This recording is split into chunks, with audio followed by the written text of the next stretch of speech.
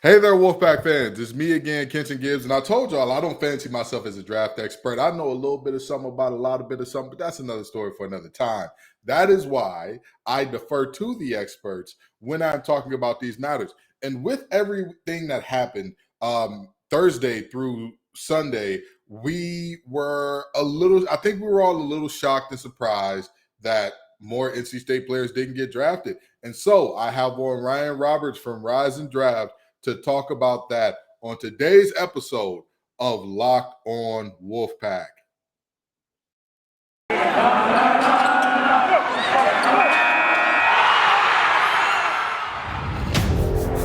You are Locked On Wolfpack, your daily podcast on the NC State Wolfpack, part of the Locked On Podcast Network, your team every day.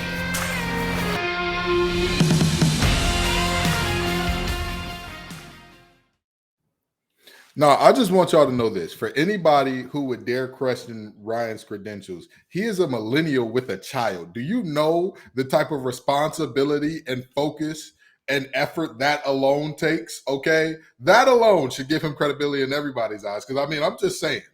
They're telling us that we're killing the child care market. And I'm contributing to that. I got 7 nephews and nieces. You ain't going to see no kids be popped out over here. But anyway, Ryan, how you doing, man? How's everything going for you?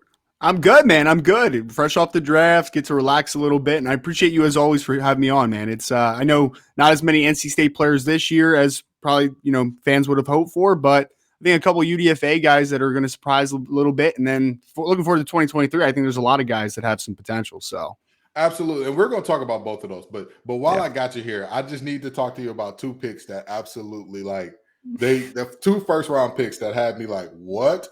And one of them, the Jags are going to jag. But Trayvon Walker at number 1, did that feel a little high to you? Was that something that you were like, it makes sense? This is not a Jags going Jags moment. This was like he was in that rarefied air to begin with.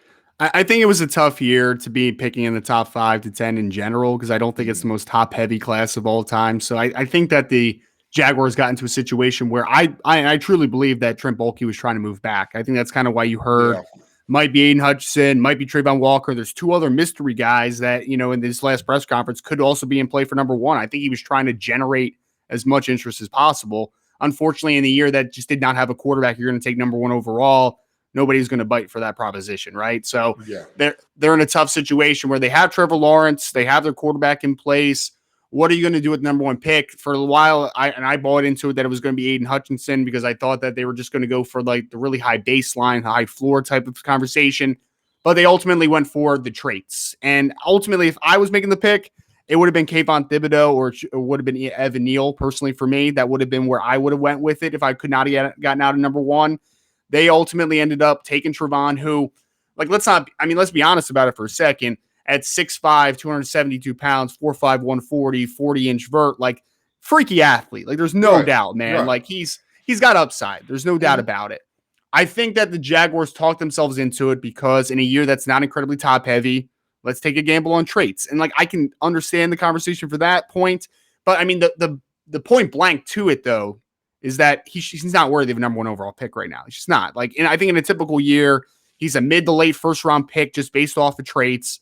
And he got pushed because it's just not a great draft up the top. And I'm really worried now because I heard this morning, and we'll see how it works out, that because I think in the perfect world, Trayvon Walker is going to play between a even and an odd man front, and he's going to be a guy that's going to play some 5s, going to play 4-4-I, even kick him down to 3 in some, in some pass rush situations and whatnot. I got you. Exactly. Yeah. So I think that using his versatility is the best option for him at his size and his length. Because 35.5-inch arms, that guy is going to be a tough guy to handle against tight ends blocking down. It's going to be a really tough situation for them. So I would like them to see him in that role, and that's why I assumed that Jacksonville was going to kind of do. But now there's talking points that he might be a stand-up outside linebacker, rusher in their defense. And if that is the truth, then, man, I cannot get on board with the pick at all, because it was already shooting for the stars and betting on potential. But if you're also going to play him out of position, it feels eerily similar, and it's not the same player, so I'm not trying to coin them the same.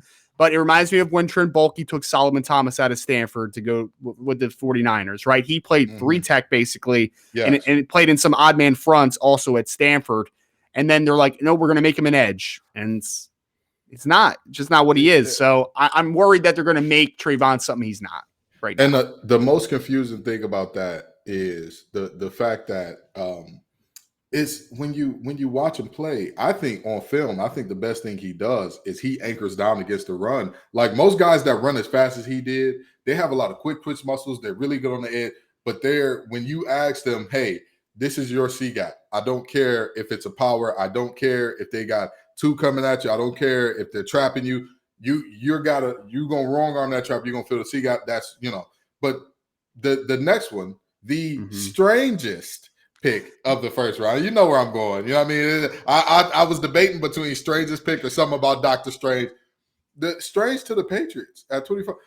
Sean McVay made a joke about it, talking about how he said they wasted time watching film on him, thinking he was going to be there at 104. Is Bill Belichick the GM okay? Does he need help? What's going on?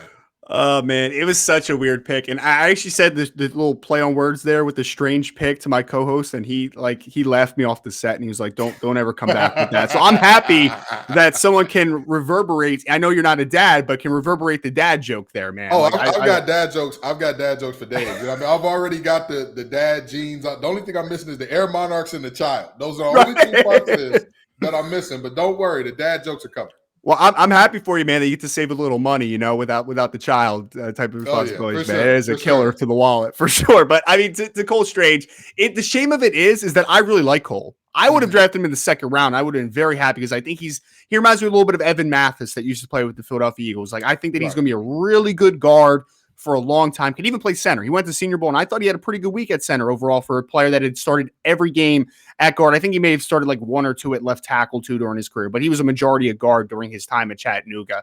So I was like, mid to late second round for potential starter down the road. That's what I was looking at. We know that Bill Belichick beats to the, walks to the beat of his own drum, right? Like he marches to the beat of his own drum. There's no doubt about it. And the Seattle Seahawks are usually the team that you're like, what the heck are you doing? But they picked ninth, and they actually made a pick that was like, oh, that makes sense. That's cool. Yeah. So somebody had to make up for the weirdness, right? And it's a shame for Cole because I think he's going to get knocked a little bit. I mean, you have to give the pick like a D, right? Because it's like that's one, I don't know if that's the biggest position of need for the New England Patriots. Two, you're drafting a kid from the FCS that was probably more of a day two type of player at pick 29. So like the value isn't great either. The fact of the matter is I do think Cole's going to be a good player long-term for the New England Patriots.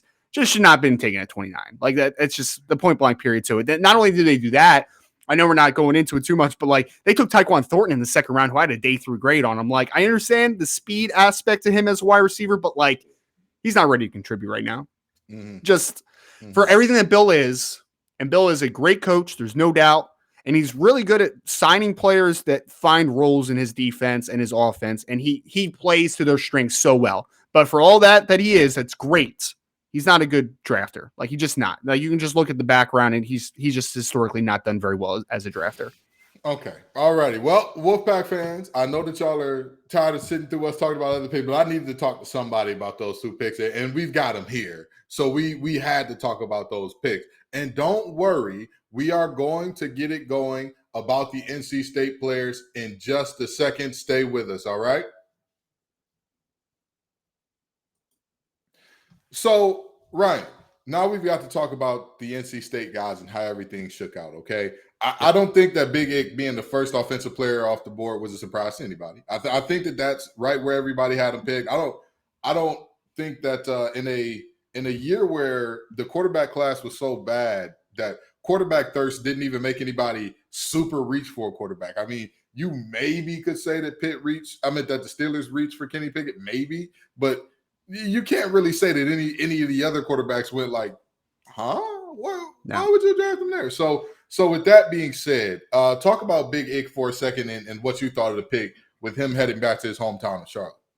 I mean, it hits a easy need for the. I was happy. Well, let's start here. Carolina Panthers. I thought they were going to reach for a quarterback, and I was so terrified for them because I think it would just been the most counterproductive thing ever. Because then it would have gotten into and nobody in this class is Justin Fields, but I would have had Justin Fields vibes for a second with Matt Nagy as a lame duck head coach in his final year. It's just like that's not going to work, right? And it's not going to work for Matt Rule if that would have been a situation. I was happy They said, nope, we're not going to do that. If worse, we'll stick with Darnold. Maybe we'll get into the veteran quarterback market with a Garoppolo or a Baker Mayfield. Like maybe we'll do that. But either way, we're going to draft the left tackle and we're going to draft our guy. So the standpoint of that, I think, was fantastic. You went after a need. You didn't force a quarterback. I was like, cool. I personally would have probably taken Evan Neal. That's just my personal preference, but I can't push against it too much because you picked a player, and the best thing about Ike Mekwonu, in my opinion, is he is a tone setter. He's a program setter at the offensive line, man. Like he is going to change the mentality of that offensive line instantly for a Carolina Panthers team that, Christian McCaffrey has been banged up obviously over the last couple of years, but they don't have an identity. Like even when they have Christian, it's just Christian.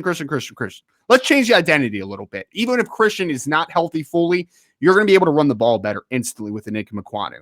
And I think that the fact that I imagine them to being a heavy run team as well, I'm not the biggest fan of Icky as far as like being a pure vertical 45-degree setter. Like I'm not the biggest fan of him in that sense. But as a jump setter, a guy that's going to just be dominant in the run game, he's ready-made, man. Easy first-round selection. There's no doubt about it. He can make multiple Pro Bowls. He is a physically imposing player. And he is a guy that I also think could play left tackle, left guard, right tackle. He can play all across the board wherever he fits, which at pick 6, you could say, we're literally going to get our best 5 on the field because this guy can play anywhere across the offense line. Obviously, he's drafted to play left tackle. I think he's going to set a tone early on for this offense. They're going to have a different identity just because Ike Mekwonu is a part of the team.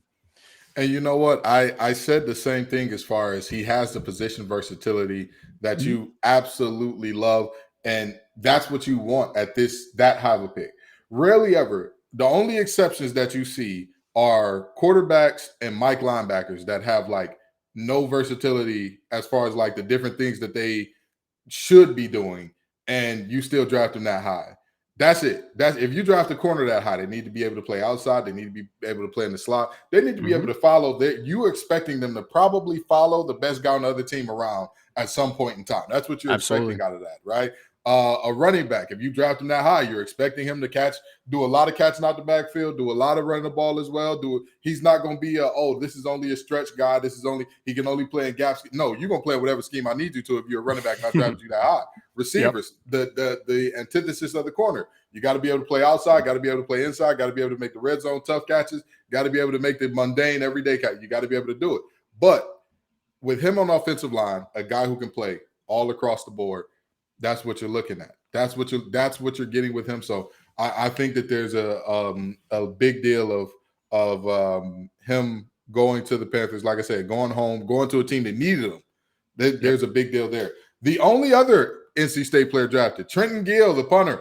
Now this was a strange draft. We had 4 punters taken. Is that a record? How many? What's the most punters ever taken? That's a good question. I actually don't know the answer to that one. Everybody was obviously punting. The punt god. Yeah, the punt god, man. They were talking Matt Arise up all cycle, and he's the second or third punter off the board. Yeah, he was at least the third specialist off the board, counting the kicker too. Out of LSU, I think. So yeah, and it was bizarre, man. And I mean, I didn't even know too much about Trenton, to be honest with you. I was just like, because I follow. It's specialist. We get it. You know? I know who Matt Arise is. I know who the main specialists are that come out every year, but like the depth of specialists is not pertinent to my knowledge usually, to be honest with you. For sure. Okay, so moving on past that, we had now Ricky Person Jr. I kind of figured he was going to go undrafted. That wasn't a big surprise to me. I felt like with the premium that was put on receivers, I felt like a Mecca was going to be taken, but this is also a really good class for receivers. Like everybody said, oh, this is a bad draft class. No, it's a bad quarterback class. This class, exactly. If you were a tackle, oh my God, this was a disgusting class to be in. And think about it this way. We were just talking about Icky and the fact that you might have taken Neal over him. Both of those guys, if you just spread them out across the last 5 to 10 classes, both of those guys individually, they would probably be OT number 1 in most of those classes. Yep. Both of those guys. And we haven't even mentioned Charles Cross. So who's a really good player. Yep. So you've got it was a disgusting class to be that. And then wide receivers. My Lions took Jameson Williams. Shout out to the Lions doing their thing there. But Jameson Williams and company. And you got all the really, really good receivers. Drake London, you got all the guys in the receivers class, and even like you said earlier, the depth of the receiver class to some extent was pretty good. And so Emeka not getting drafted was a little bit more surprising as well. But just talk to me about how you think both of those two situations played out, and were you at all surprised by both of them going undrafted? Yeah, it's really tough because I mean, you mentioned the depth of both the classes. I'll even go one further. Last year, the draft had about 650 players that were draft eligible. This year was over 2,100 with the extra year of COVID. So there was 3 times as many players in this year's draft as there was last year. To kind of just put that into perspective, I wasn't surprised about Person because I know he has dealt with some injuries in the past, some durability concerns, right? And I was hoping for, because I'm actually pretty good friends with his agent, so I was like, I hope he gets drafted late. Unfortunately, he does not get drafted late. I do like the fact that he lands at Baltimore, though. I think that's a team that you've seen the stable of running backs. I mean, they have J.K. Dobbins, who's a really good player, obviously coming back from the injury, but they have kind of had guys kind of go in and out of that running back room a little bit. And I mean, at times you'll see like Tyshawn Williams having like 100-yard game. And then, Gus Edwards all of a sudden has like a really nice game. So if he's able to latch on to a roster spot, I think it's a decent spot for him. Emeka Emezie was probably the most surprising one outside of Zonovan Knight that went undrafted, because I think that he has everything you look for. I mean, he gave Andrew Booth Jr., who I was a big fan of this year, fits in that NC State game. Fits. And that size, that length, I thought somebody would draft him just because he has just such a easy baseline to a roster spot. And he lands with the Ravens also, like Person did, where I'm looking at that spot and I'm like, that team does not have a ton of size at receiver. He might be a guy that could play into the boundary and carve out a roster spot. He's going to have to play some special teams early on, but I think that he landed in a pretty good spot. So I was a little surprised him as he went undrafted. I thought 6th, 7th round, somewhere in that ballpark, because again, baseline as a big-bodied boundary receiver with great hands, can win at the catch point. You need those types of players in your offense at times. Are they going to be high-volume guys? Maybe not all the time, but for a guy like him with how the game's changing, I think that he brings you a really good baseline as that. So I was surprised with Emezie with the background as far as Person injury-wise. Was not very surprised with that one, but it was unfortunate. And Bam Knight as well. Can you talk about that situation, what you thought about Bam not getting drafted? That one was really bizarre to me because obviously he landed with the Jets as an undrafted free agent. I thought he was going to get drafted. I had talked to some people and this might be a product of just overpopulation, but there were teams with 3rd or 4th round grades on Zonovan Knight. It wasn't like he was just this borderline draftable player where it made total sense. I think he was a player that, and I think that we didn't talk about this at all, and I don't think it just as a general public, we didn't talk about it enough, but the running back class was pretty deep this year. There wasn't a guy, I liked Breece Hall a ton. I thought maybe he can go late 1st round, but he ends up going early 2nd. But there is a lot of depth to this class, and I think that hurts Zonovan a little bit when we're talking about the regards to the depth of the position and the depth of the class, and he got pushed down. The Jets is a interesting fit because I think that they have now Breece Hall as their lead back. They have a running back in Michael Carter, who's going to be more of a change in pace, 3rd down type back. But then you have guys like LaMichael Pirine who have not caught, a good situation there, have not caught any momentum at part of the Jets. I think Zonovan Knight can go in there, and I think that he could press for a roster spot early on in his career. So he was definitely a surprise. He was the most surprised I was of some of the guys that went undrafted because I had been told literally 3rd to 4th round grades. And for whatever reason, it might be because he didn't run quite as fast as people thought he might at the combine, but he fell in the class. But I think the Jets get a huge value there in UDFA territory. I'm gonna say this, okay? When I was younger, I thought like, oh yeah, I'm gonna be a broadcast journalist. I'm gonna be a sports analyst. So like, I need to know this stuff about the draft. And I heard there was one player that like broke my understanding of what I thought I knew about the draft at that time. That was the moment where I knew I don't know anything about any of this. Tim Tebow getting drafted in the 1st round.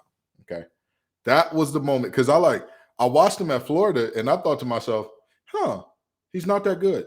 It's the Rainey guy. It's the Harvin guy. It's the Pouncey brothers. It's the Aaron Hernandez. It's Riley Cooper. It's Brandon Spikes. It's Joe Hayden. It's like we could literally name NFL players from that team from all day and tomorrow. But the thing that I found so interesting was that he still went in the 1st round. And I believe it was either Mel Kiper or Mike Mayock that says Mark Mayock that is it Mark or Mike? Mike Mayock. Mike. Okay. Yep. It was, he said something that I will it stuck with me forever. You don't need every team to love you. Just need one. That's true. And that's the part that confuses me about Both of those guys going undrafted. As far as not Ricky Person. As far as Bam Knight and Amezi, because Ricky Person Jr. he's a physical runner that's not that big, and he has durability issues. I understand. Yep. I get it. You know what I mean? Like, if you're going to be a physical runner, you either need to be really big and really durable, or at least really durable. So that, like, there's not any questions about you being a thumper is going to inevitably hurt you. But with the other two, I'm like, nobody thought enough about him? Really? That's a little interesting. So, I mean, it's with Peyton Wilson's injury, which that was a guy that we talked about last time you were on the show, about him potentially coming in and being a first rounder. But obviously the durability concerns were not lessened by this season. That's we can say that. But with that being said, we're going to be looking forward to next year's draft class in just a second here. So stay with us, folks. But before we do, I've got to talk to you all about betonline.net. Folks, it is NBA playoff time. Baseball is getting in full swing. I am telling you, this is the website to go to for all of the latest sports development, league reviews, and news this offseason for the NFL. And this is the place to be for all of your latest sports wagering information, be it live betting, playoffs, esports, and more. Visit the website today to learn more about the trends in action. Bet online, where the game starts. So we're about to land this thing, but before we get out of here, looking forward to 2023. This is, as an NC State fan, there are many times where you want to say I hate it here.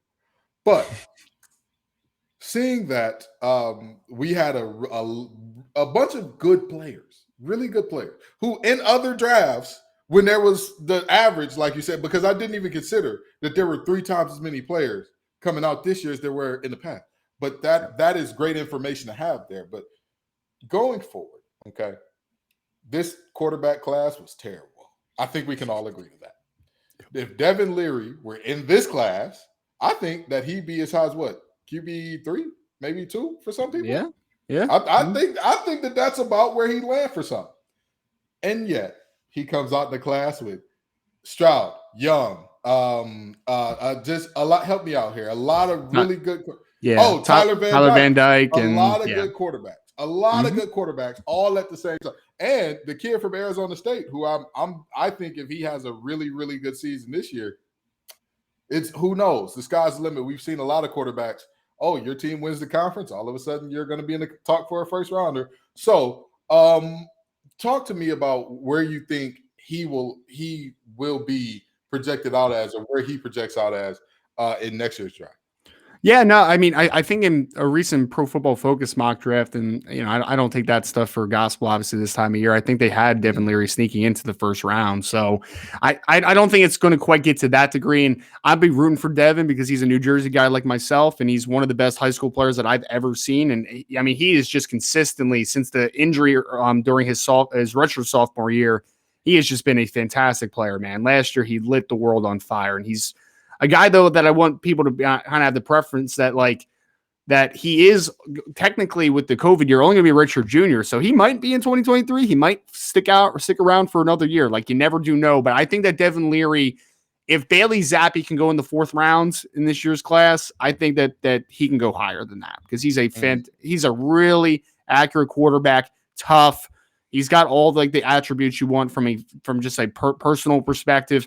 I don't know if he's the most physically gifted player as far as arm strength in the world, but I think that he could be a day 2 quarterback next year because I think that he has just he's an accurate, quick processing type of player, and he can win off script a little bit too, which I really like a lot too. So I think Devin Leary just has a natural feel to the quarterback position. And I think after you get past the top tier of the Stroud, Bryce Young, and then whoever fits into that first top tier, I think he's going to be that guy that in day 2, you're like, yes, I want to draft him to develop him because I think that there's something there with the guy like a Devin Leary. I'll tell you what, Lions, if this golf kid doesn't work out, give him a call.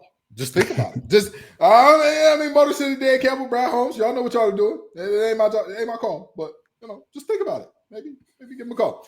So are there any other players on this NC State team that you're looking at that you're like, hey, this guy coming out next year, he's a guy to watch. He could be a riser. He could get drafted fairly early, or guys in general that you're like, I wouldn't be surprised to see a team take a late round fly runner?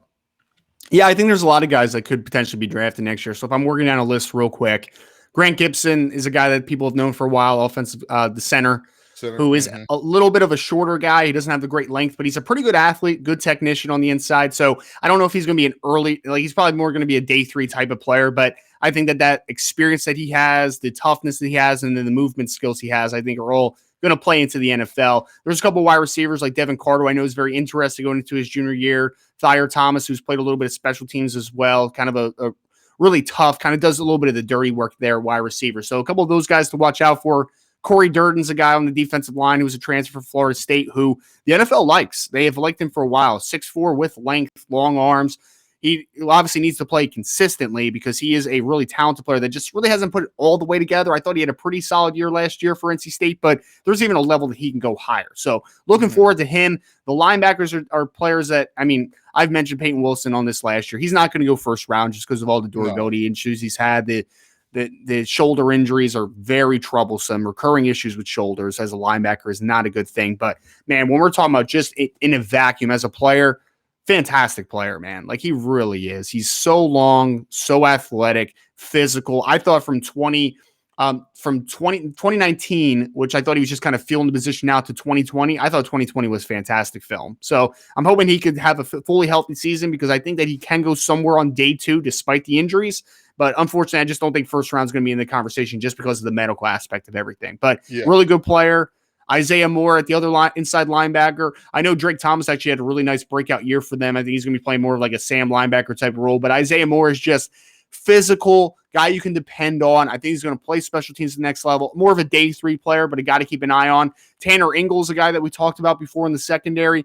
Really small, but man, I think that he's a guy that can play some nickel. He can blitz a little bit. He's going to be a dynamic special teamer. So, like, yes, draftable player, in my opinion, on day 3 because he just brings such a baseline with the physicality and like he just plays with such high effort. It's just such fun to watch for a smaller safety. And the guy that I'm really excited for to see how high he can rise is Shaheem Battle, the cornerback, because he is long, man, 6'2" plus.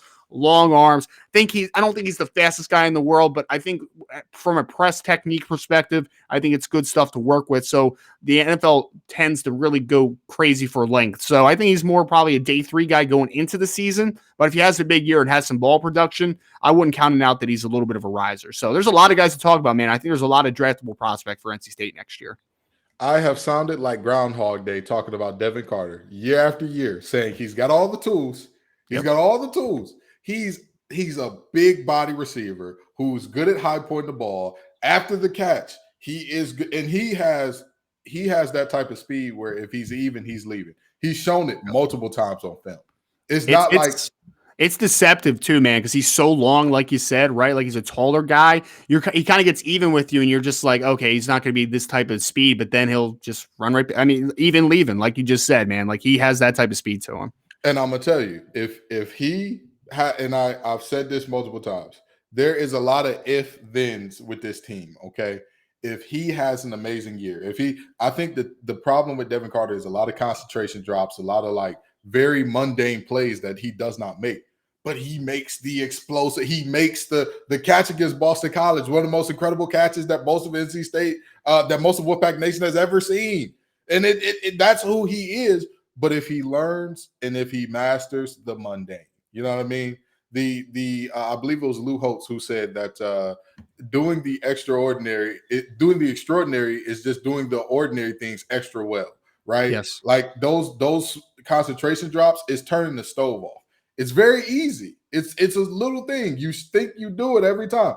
The one time you don't, you burn the house down. Like that's what we're looking at there. So, and we saw it last year in the Miami game where a drop on third down by Devin Carter in essence cost us the game because that if you catch that ball, you're going to go off for at least 5 to 10 more yards. First down, we move the chains, we keep the drive going. But with that being said, if he puts it all together and has a really good year this year, I've seen it with a bunch of other receivers that are in a similar ilk to him, like a Devin White. Did Devin White go first round to the Kevin White? Kevin White, yeah. Yeah, he went first round. I mean, he ran like 4.3 8 at the combine, and everyone was lost their minds. Yep. Brashard Perriman, another guy Yep. that just went exceptionally high, and it was just like, huh? But he's big body and he can run. Now, I don't think that Devin Carter is quite that fast, but when you look at what he can do on tape as far as high point in the football, I think that's what puts you in the rarefied air, the combination of the speed and the ability to track the ball. So Thayer Thomas, Mr. Reliable, that's a guy that, he's like 7-Eleven, always open. He's going to find a way.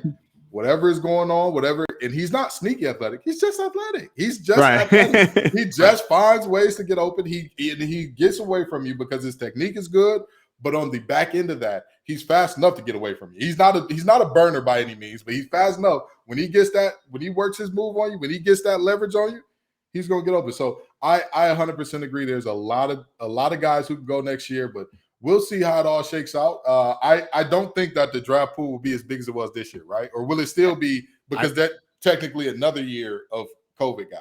I think it's probably going to be a little bigger than last year's, but I would find it very hard to believe that it's going to be near the 2,000 mark again, man. Like, at some point, this has to correct itself a little bit. Like, I doubt it's that heavy again. And you know what I think is going to correct that a little bit? But we don't have time to talk about this today, but it's a conversation for us to have another time. I think the NIL deals are going to correct that, because a lot of these players, I think that a lot of these players have already been warned by their OGs, by the older guys who have already left, and who come back and tell them, listen, my agent told me that there was second round and third round grades. I went undrafted. You know what I mean? And when they come back and tell them that, I think that these guys are going to look up and say, Jordan Addison has allegedly been offered $3 million by USC, $3 million in a house in Southern California. Now, for those of you who don't know the housing market, you think it's crazy in North Carolina? Just wait until you hear about that Southern California place. Those prices are so high. I heard old girl from the good place screaming, "This is the bad place," as soon as I saw the prices. So the reality is, if what they're talking about with Mario Addison has sort of a trickle-down effect, not in that his money will trickle down, but obviously in that teams are looking around saying, oh, we need big deals.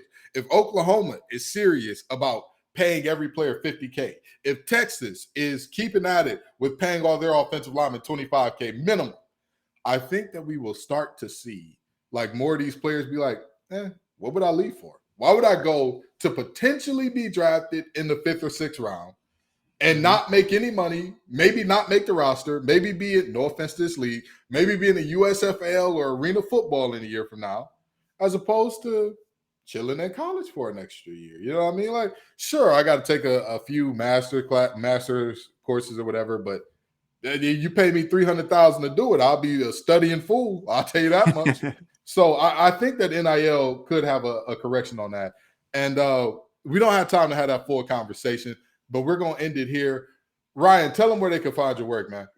Yeah, you can go to Rise and Draft on Twitter, and you can find anything draft-related, riseanddraft.com, or you can go to irishbreakdown.com if you also like recruiting. So I kind of cover a little bit of everything. But for the draft-pertinent stuff, riseanddraft.com is definitely the best place to go.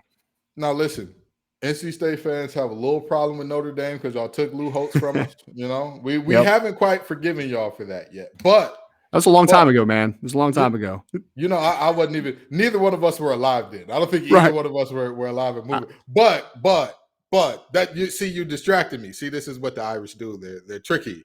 They're fighting Irish. But no, seriously though, I like Freeman a lot. I wish you all the best of success whenever you're playing anybody outside of NC State, of course. Thank you so much for your time, Ryan. And Wolfpack Nation, thank you all for coming out. You all make this show what it is. I appreciate it. I'm going to keep trying to bring on guests, keep trying to keep this thing exciting for you. Peace and love, y'all. And as always, go Pack.